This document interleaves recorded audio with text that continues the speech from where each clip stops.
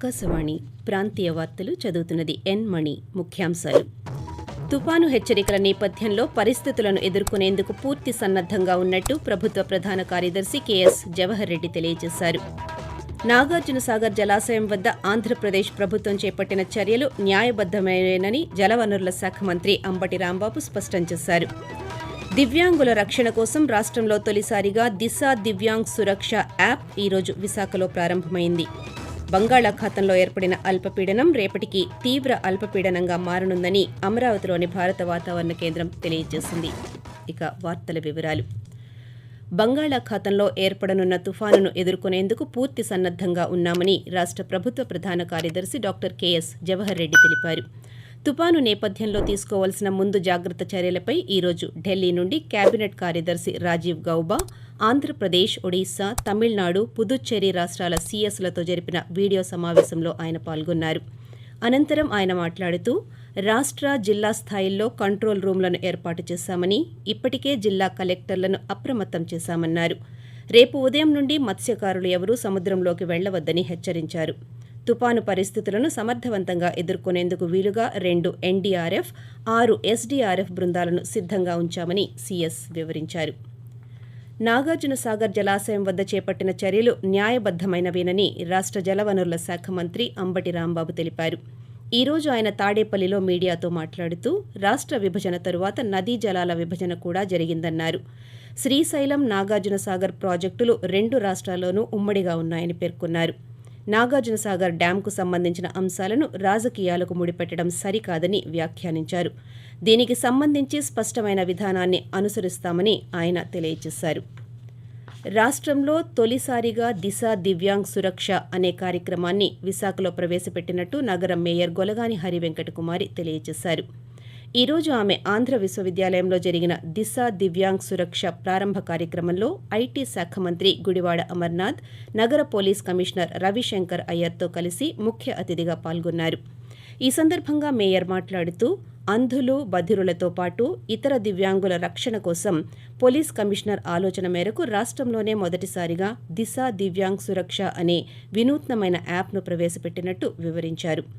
నగర పరిధిలో ఆపదలో ఉన్నవారు 7337324466 నంబర్కు ఫోన్ చేస్తే పోలీసులు సత్వరం స్పందించి వారిని రక్షించేందుకు చర్యలు తీసుకుంటారని చెప్పారు. అనంతరం దివ్యాంగ్ సురక్ష ప్రోగ్రాం సీడీని మేయర్ ఆవిష్కరించారు.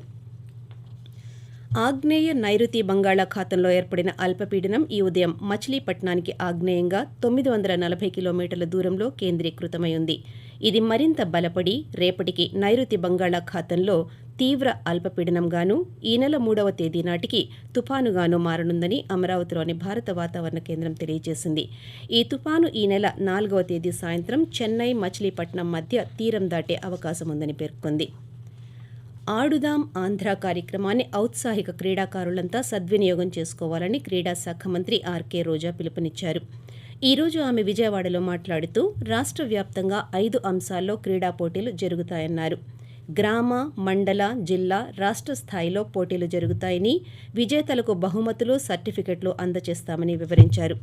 శారీరక, మానసిక ఆరోగ్యానికి దోహదపడే క్రీడల్లో పాల్గొనేందుకు ఆసక్తి కలిగిన వారంతా సమీప గ్రామ సచివాలయాల్లో పేర్లు నమోదు చేసుకోవాలని సూచిస్తూ ఈ ఆడుదాం ఆంధ్ర ద్వారా 15 ఏళ్ల దాటిన ప్రతి ఒక్కరూ కూడా పాల్గొంటే వారందరికీ కూడా ఒక ఫిజికల్ ఫిట్నెస్ తో ఆరోగ్యం మెరుగయ్యే అవకాశం ఉంటుంది. వారికి నచ్చిన ఆటలో ఎదిగే అవకాశం ఉంటుంది.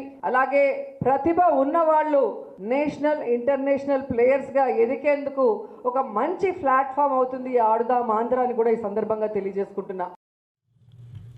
ఆకాశవాణి ప్రాంతీయ వార్తలు వింటున్నారు. ఓటరు జాబితా సవరణ ప్రక్రియను వేగవంతం చేయాలని రాష్ట్ర ప్రధాన ఎన్నికల అధికారి ముఖేష్ కుమార్ మీనా తెలిపారు. ఓటరు జాబితా తయారీ ప్రక్రియపై జిల్లా కలెక్టర్లతో ఈ రోజు ఆయన వీడియో కాన్ఫరెన్స్ నిర్వహించారు.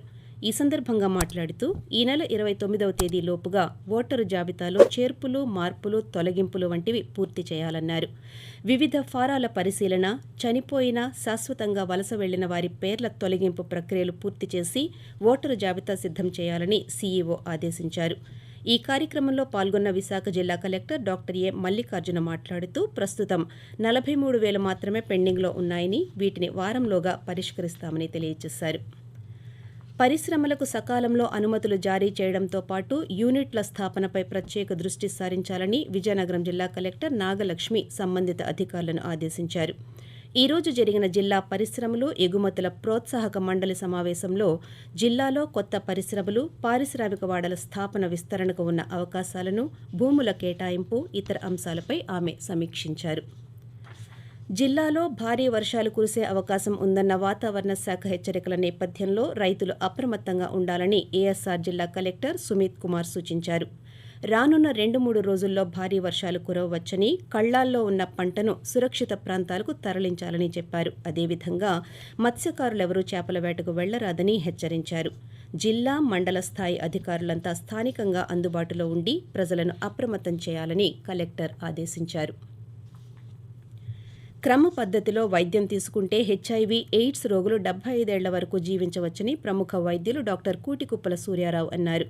ప్రపంచ ఎయిడ్స్ డేని పురస్కరించుకుని ఈ రోజు విశాఖలో ఉచిత వైద్య శిబిరం నిర్వహించిన అనంతరం ఆయన మాట్లాడుతూ ఏఆర్టీ వైద్యం అందుబాటులోకి వచ్చాక ఎయిడ్స్ చికిత్స మరింత సులభమైందని, లాంగ్ యాక్టింగ్ ఇంజెక్షన్లు ఎయిడ్స్ వ్యాధిని రూపుమాపేందుకు దోహదపడుతున్నాయని పేర్కొంటూ ఎయిడ్స్ వ్యాధి అంటే మిగతా వ్యాధుల్లాగే నయం తీసుకోవడానికి సమర్థవంతమైనటువంటి highly active anti retroviral therapy అంటే ఏఆర్టీ వైద్యం అందుబాటులోకి వచ్చింది. అధునాతన ఆవిష్కరణలతో హెచ్ఐవి ఎయిడ్స్ పై పూర్తి విజయం సాధించాం. ఎవరెవరైతే ఏఆర్టీ మందులు సక్రమంగా ఉపయోగించుకుంటున్నారో వారందరూ కూడా 75 ఏళ్ల వరకు జీవిస్తున్నారు.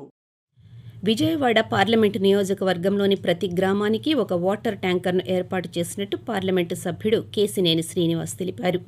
ఈ రోజు విజయవాడలో జరిగిన ఒక కార్యక్రమంలో జగ్గయ్యపేట, నందిగామ, తిరువూరు, మైలవరం నియోజకవర్గ గ్రామాల కోసం నిర్దేశించిన 8 ట్యాంకర్లను ప్రారంభించారు. ఎంపీ ల్యాడ్స్ కింద 13 కోట్ల రూపాయల ఖర్చుతో ప్రతి గ్రామానికి ట్యాంకర్లను ఏర్పాటు చేసినట్టు పేర్కొన్నారు. బంగాళాఖాతంలో ఏర్పడ్డ వాయుగుండం తుఫానుగా మారుతున్న నేపథ్యంలో తూర్పు నౌకాదళం అప్రమత్తమైంది. ఎటువంటి విపత్కర పరిస్థితులనైనా ఎదుర్కొనేందుకు సిబ్బందిని సన్నద్దం చేసినట్టు తూర్పు నౌకాదళ అధికారులు తెలిపారు. డైవింగ్ బృందాలు, వైద్య సిబ్బందితో కూడిన నౌకలను తూర్పు తీరం వెంబడి ప్రభావిత ప్రాంతాల్లో సిద్ధం చేశారు. క్యాజువాలిటీ తరలింపు, సహాయక సామగ్రిని ఎయిర్ డ్రాప్ చేయడానికి నేవల్ ఎయిర్ క్రాఫ్ట్లను అందుబాటులో ఉంచారు. ఇదిలా ఉండగా ప్రతికూల వాతావరణ పరిస్థితుల నేపథ్యంలో ఈ నెల 4వ తేదీన జరగవలసిన నేవీ డే కార్యక్రమాన్ని రీషెడ్యూల్ చేసే అవకాశం ఉంది. ప్రపంచ ఎయిడ్స్ దినాన్ని పురస్కరించుకుని రాష్ట్ర వ్యాప్తంగా వివిధ ప్రాంతాల్లో అవగాహన శిబిరాలు, ర్యాలీలు నిర్వహించారు. లెట్ కమ్యూనిటీ లీడ్ అనే నినాదంతో ఈ సంవత్సరం ఎయిడ్స్ దినోత్సవాన్ని జరుపుతున్నారు. ఈ సందర్భంగా రాష్ట్ర వ్యాప్తంగా వైద్య ఆరోగ్య శాఖ ఆధ్వర్యంలో వైద్య శిబిరాలను నిర్వహించి రోగులకు వైద్య పరీక్షలు నిర్వహించి అవసరమైన మందులను అందజేశారు. రాష్ట్ర వైద్య ఆరోగ్య శాఖ స్పెషల్ సిఎస్ ఎంటీ కృష్ణబాబు గుంటూరులో ఎయిడ్స్ రోగులను కలిసి వారి ఆరోగ్య పరిస్థితిని అడిగి తెలుసుకున్నారు. రాష్ట్ర విద్యుత్, అటవీ, భూగర్భ గనుల శాఖ మంత్రి పెద్దిరెడ్డి రామచంద్రారెడ్డి ఈరోజు చిత్తూరు జిల్లా పుంగనూరు నియోజకవర్గం సోమల మండలంలో పర్యటించి అభివృద్ధి కార్యక్రమాల్లో పాల్గొన్నారు.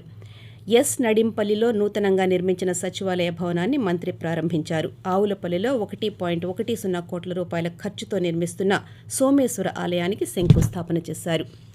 వార్తలు ముగించే ముందు ముఖ్యాంశాలు. తుపాను హెచ్చరికల నేపథ్యంలో పరిస్థితులను ఎదుర్కొనేందుకు పూర్తి సన్నద్ధంగా ఉన్నట్టు ప్రభుత్వ ప్రధాన కార్యదర్శి కెఎస్ జవహర్ రెడ్డి తెలియజేశారు. నాగార్జున సాగర్ జలాశయం వద్ద ఆంధ్రప్రదేశ్ ప్రభుత్వం చేపట్టిన చర్యలు న్యాయబద్దమైనవేనని జలవనరుల శాఖ మంత్రి అంబటి రాంబాబు స్పష్టం చేశారు.